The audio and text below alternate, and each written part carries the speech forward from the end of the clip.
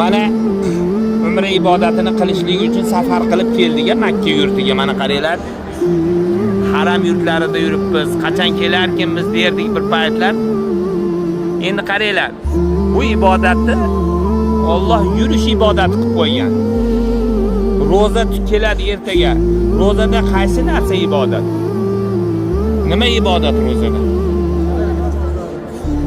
Yemaslik ibodat, yemaysiz. Och qolish ibodat. Och qolish ham ibodat bo'ladimi? Alloh xolodi ibodat qilib oldi.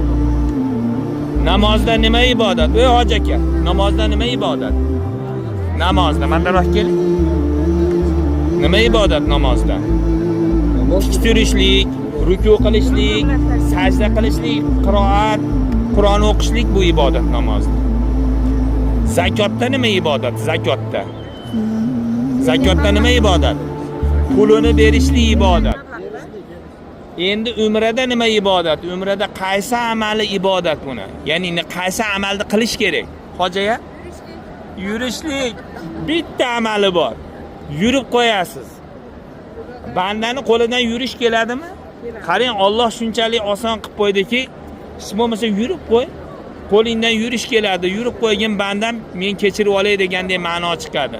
Shunday ekan, kelganda ko'p tavof qilishlik, Ka'bani aylanish, Ka'batullohda aylanishlik yoki mana kelib ketishlik hammasi bu ibodat. Qadamga ajr olasiz. Tavof niyatida qadamingizni yerdan ko'tarsangiz, bir yaxshilik yoziladi. Qo'ysiz, bir yomonligingiz, xatoyingiz o'chiriladi. Bir qadam ko'tarilib qo'yishlikda ikkita yaxshilik. Xato o'chirilishligi va bir hasana yaxshilik yozilishlik. Inshaalloh niyatlarda to'g'rilab tavoflarda ko'p Ka'batullohga yaqin borib olmasdan mahram, nomahram degan narsa bor. Yopishib holiroq joyda qadamingiz ham ko'payadi. Aylanib inshaalloh tavoflarni qilamiz. Mana umra ibodatini qilishlik uchun safar qilib keldik Makka yurtiga. Mana qaranglar. Haram yurtlarida yuribmiz. Qachon kelarkanmiz derdik bir paytlar. Endi qaranglar. Bu ibodatni Alloh yurish ibodati qilib qo'ygan. Roza keladi ertaga. Rozada qaysi narsa ibodat? Nima ibodat rozada? Yemaslik ibodat, yemaysiz. Och qolish ibodat. Och qolish ham ibodat bo'ladimi? Alloh xolodi ibodat qilib oldi.